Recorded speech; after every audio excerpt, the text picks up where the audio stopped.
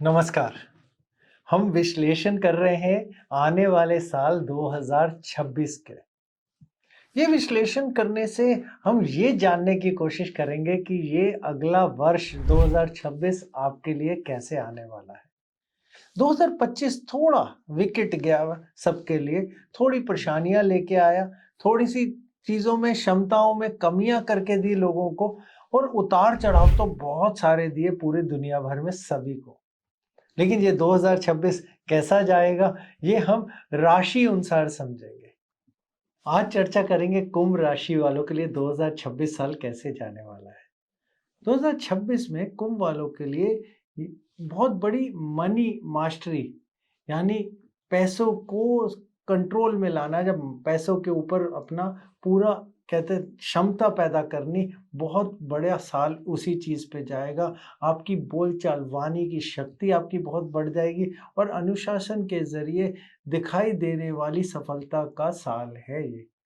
शनि आपके दूसरे भाव में है, इसलिए पैसा और परिवार की जिम्मेदारियां सीरियस होंगी और आप असली में कहीं ना कहीं आप देखेंगे कि स्टेबिलिटी, ठहराव बनना शुरू हो जाएगा।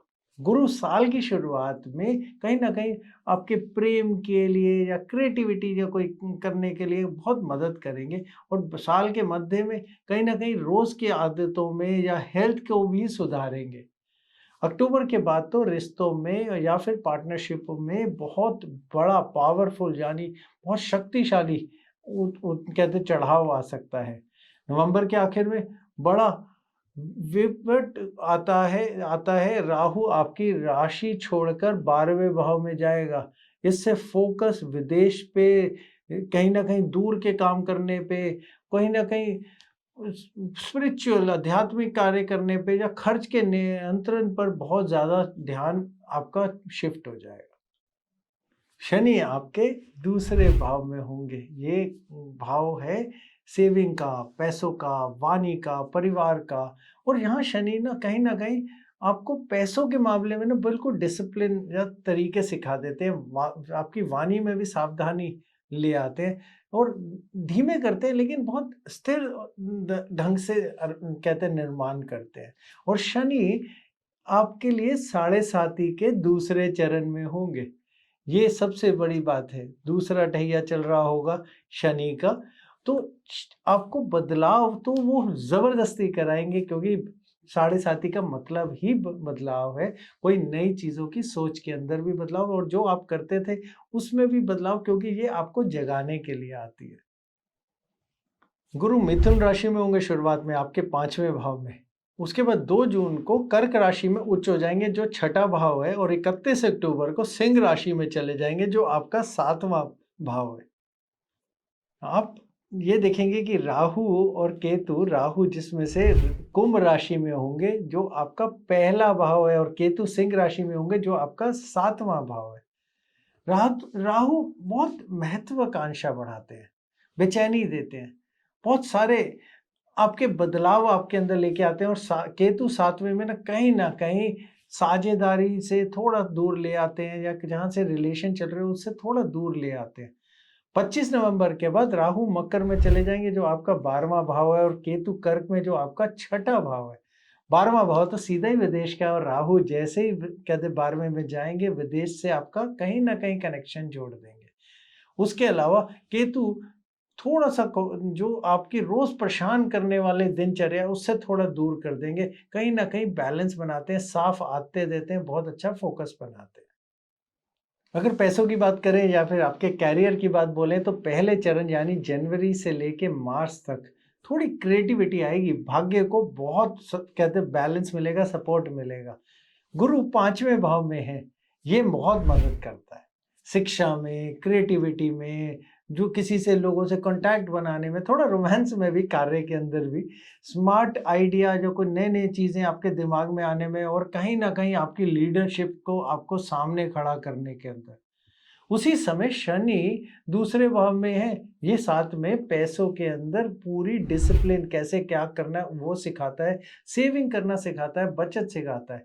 इमोशनल स्पेंडिंग तो बिल्कुल कहते हैं भावनाओं में बह के नहीं कोई खर्चा करना, नरमी से बोलना है, कठोर शब्द बिल्कुल नहीं इस्तेमाल करने, ना कार्य में ना परिवार में। दूसरे चरण यानी अप्रैल से जून तक तो डिसिप्लिन बढ़ेगा, फिर काम भी सुधरेगा। जून आते ही गुरु छठे भाव में आ जाएंगे। ये आपको आपकी जहाँ पे भी जॉब है, नौकरी है, उसमें ना बहुत स्टेबिलिटी देते हैं, आपको वहाँ टिका देते हैं। आप उसके अलावा देखेंगे कि जहाँ पे भी आपका कोई कंपटीशन है या कोई इंटरव्यू है, वो आपके पक्ष में आने लग जाता है। जब आपको बोले क्या ठीक करना है, तो हम ये बोलेंगे आपका जो सेहत का रूटीन है वो ठीक करिए, नहीं तो कार्य में फ़र्क पड़ जाएगा, आपके प्रोफ़ेशन पे भी फ़र्क डालेगा। और ये समय है कहीं न कहीं रेगुलर कंसिस्टेंट मेहनत करने का, वही फल देगा आपको। तीसरे चरण यानी जुलाई से सितंबर तक कहीं न कहीं ये प्रोडक्टिविटी यानी जो आप कार्य करते हैं उससे जो फल मिलते हैं उसका समय है। गुरु छठे में है, मदद करेगा। काम का कहीं न कहीं बहुत बड़ा-सा आपको उसका रिज़ल्ट मिलेंगे, काम मिलेगा। कर्ज़ अगर कोई है आप पे या किसी को पैसा देना है, उसको ज़रूर सँभालिएगा इस समय में। आपको कहीं न कहीं अपनी सेहत में अच्छाई मिलेगी होती हुई कि इसी से आपका कार्य भी बढ़ेगा।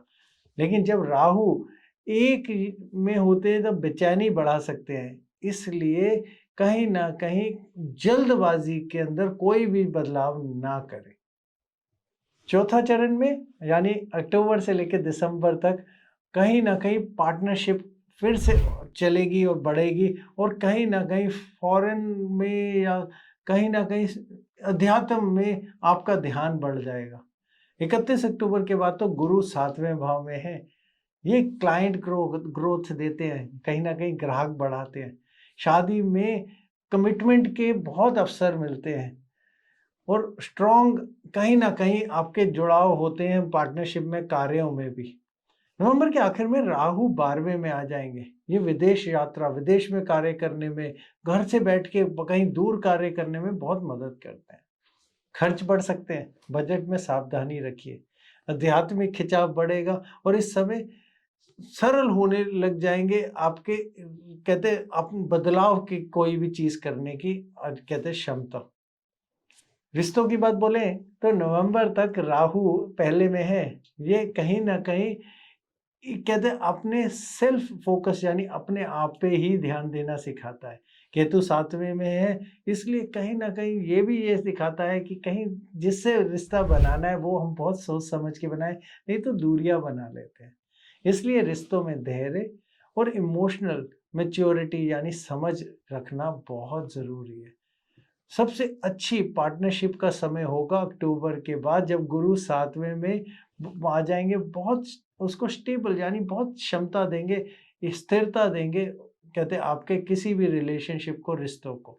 नवंबर के बाद दूरी या विदेशों में प्लान रिश्तों पर असर कर सकते हैं, इसलिए जो भी आप बातचीत करें उसमें ईमानदार रहें।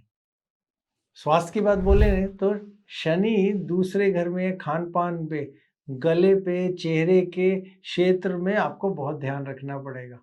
गुरु छठे में है, तो इसलिए आपको जो रोज़ की रूटीन है, वही सुधारने से आपको फ़ायदा मिलेगा।